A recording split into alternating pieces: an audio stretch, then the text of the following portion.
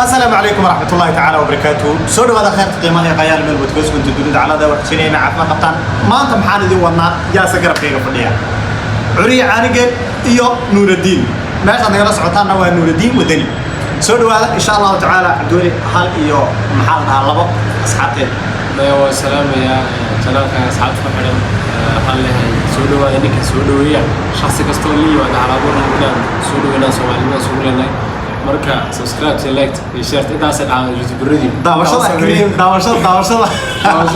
نركا يداوي لكن لايك سبسكرايب شيرت أكرر أوكي برنامج كنا ما تحوي وبرنامج سؤالها إن شاء الله تعالى وحوي دين دور عرين عرينا إن شاء الله تعالى بالحكمة دي سيا مسكحي سواء نوين أو إنه يعني قدك تمقله قفورك تمقله يسقى كذا جواب دون عري سؤاله سؤال شو هو رئيس كويدين دور حين نقدنا وحيد هاي تصالحان صدق قبضة جعش يا قبطان جعش أنا بيه يا قبطان ندور بوحي كتير ما كور تاجن مد أنا ذا أقول جعش هاي أنا دورته هل كان هذا تاجن كنا قاعدين ما حد كحل لنا سوليش بلغ باين نل صدق ناقود أم أفر ناقود قبض هاي دولة معاملين مع مرة صدق قبضة قبل مساعدة قبطه ولا أوكي صدق قبل حسبين لها سهرة وداعي قصوين أقصد عاي مركب عن زمان لها صدق حاجة بلود نقدر بالشيبان بدون سين لها بيون سوين هاي كم سقاينا تن فرنسي أدها كبعدوا عن مال شغال فيها وكلا ما ندري جونا جنبي سوين يا قوة مركب عن كشيء يا قوتاس مدة رجع هاي يضع عن سوق كلني شيء يسي مركب عن سوق كلني إني نصاحي لمن فرنسي مالك عن سويرين وشيء يعني يضع رجع marka saddexdoodii ba maadaama saddex faraad gaar u kala siiyay maalinka waxaan leeyahay mid aan faraad siiyay yaan ugu jecelahay hooga saddexdoodii mid walba faraad baad siinaysaa kadibna waxaad ku leedahay siiyay yaan ugu jecelahay mid walba faraadkeeda qaribaad ku leedahay marka waxaan soo xiran ma leeyahay waa xigmad fiican oo wax loo xalin karo okay waa su'aal fiican waxaan u malayn dad haday qabsatay inay xal ama solution ah hayso su'aasha saddexaad waxa weeye labaad waxa weeye laba gabdhood ayaa jeceshahay ama saddex gabdhood ayaa jeceshahay laba gabdhood tusaale ahaan ma gabadh baad qabtaa jeceshahay ma gabadh baad qabtaa aadna waad u jeceshahay qalbigayga yaabay quruxdana sida ragga Soomaaliyeed aan ku naqaano waad ku waalan tahay macnaha tusaale ahaan nin gabadh fiican qabaa tahay oo jecel gabadh aad u qurux badan ma kaa soo waxay ku tiri aabahay iyo hooyaday iyo walaalahay iyo naftayda iyo noloshayda waa kaa jeclaa waxaan rabaa inaad jacayliga aqbasho inaad guursato maxaad ku xalin lahayd gabadhii horena way ku joogtaa mid baa guriga joogta midna waxay tiraa سعيد قاعد بشوف وانا very beautiful sweet معاه قرح كم هذا ليه كده بدي له وتيك لك علة مياه هذه هو تيك لك وين شو واحد احنا بقدر ماشي ده هذا ينك ضاونا سالك هاي دعوته وهذا بريت واطو وياي دقنين تواقف تعريه وحبا نوارك ترى صحابي اوكي ثانك يو ادول ما صرت وقال رجل نمر لك رجل هذا صار سكرت رجل نوع بعد سنه كنت في الله اوكي اسلام قبتي فاش استحال اسلام هذا قويه كون نقطه الهي كما بده صح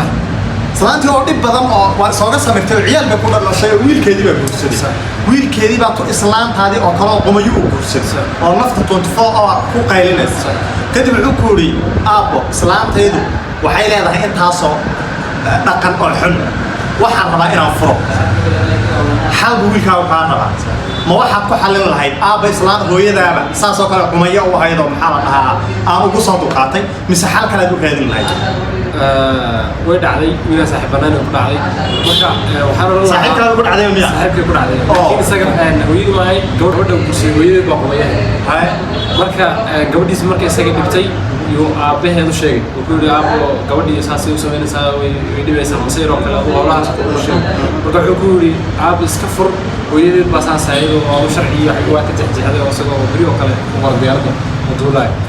مركا واحد صار عمل كانوا حان سمين لها ويلكي ورشيك لا إنه يدي قوية مركا ودي قاطع هذا لكن ويلكي هو يدي رواد عيري حل مصلحة رواد كان هل عقبة رواد كان هو يدي رواد عيري isagina maslaxa u keenay marka hooyadaaba qumay ahayd u dulqaadan ilaahay waa laba qumay ilaahay bayna bidalada hooyada bayna hawaastay okay su'aasha ugu dambaysa oo insha Allah ta'ala su'aashan waxaan rajaynayaa halkeeda inaan heleen kulliin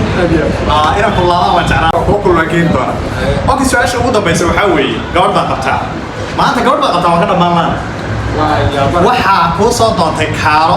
micnaha ninku qofku guursado maxaa la dhahaa waxoogay caawimaad iyo ama wax noocaas ayaa la siiyaa walaalkaabaa guursaday oo xoolo kaa rabo seedigaana uu guursado walaashigu isaguna xoolo usoo doontay hal miti ama hal neefoo geelaad haysataa midkood walbana kaaro kaa raba ma seedigaabaad qadin kartaa mise walaalkaabaad qadin lahay midkood baa kolleyba qadaya laakiin iskeed ka dhig micnaha gabadh baad qabtaa gabadhaad qabto hal neef baad haystaa xoolo yar maa walaalkaabaa kaaro kuu soo doonto xoolo kuu soo doontay seediga oo gabadhaad qabto walaalkeedahana xoolo kuu soo doontay midkood walba marka waxbuu kaa rabaa hal neef bisaad haystaa halkii neef looma qaybsamaysa midkeed qalin midkeed sabaxsan halka neef baa iibin lahaa oo kala qaybin iibin lama rabo inaad xubnihii baaba la joogaa makaantir sayd baad kunoosha neef iibin lama rabo inaad midkoodna qansaan rabo midkoodna wax siiso hadduu seediga ku yimaado iyo walaalka ama midkooda la seediga siin lahaa walaalkana qadin waa sabab waay walaalkii waa istijidinayna ceebtiisa aadiisi gaari mayso laakiin seediga ceebtiisu laakiin nin bay qisaas ku dhacday kadib islaantiisa ayuu la tashay wuxuu ku yidhi ma walaalkay iyo kee wax sinna hal neef baan haynaaye kadib waxay ku tiri walaalkay ay siino kadibna kolka horena seedigii buu qorsheeyey kadibna wuxuu ku yidhi seedigii iska tag waan ku qadinayaa walaalkii buu xusiyey maxaad ka wadaa buu ku yidhi islaantayda walaa jacaylka ka qabtay buu ku yidhi marka waxaa weeye insha Allah ta'ala khayr barnaamijkeena intaas ku wajhay aad iyo aad u mahadsan yihiin akhyaarta igala qayb qaadatay barnaamijkan Mr. Uriye iyo Mr. Najib Nasab oo walaalka qalbiga iyo qiimaha mudan walaalaha soo ahaa kaamirmaanka Najib Nasab aad iyo aad mahadsantihiin subscribe share like comment-iga hanaga ilowna khayr waayana baadna nacdeene yaa la idin nicine najaraada sida iyo mashuq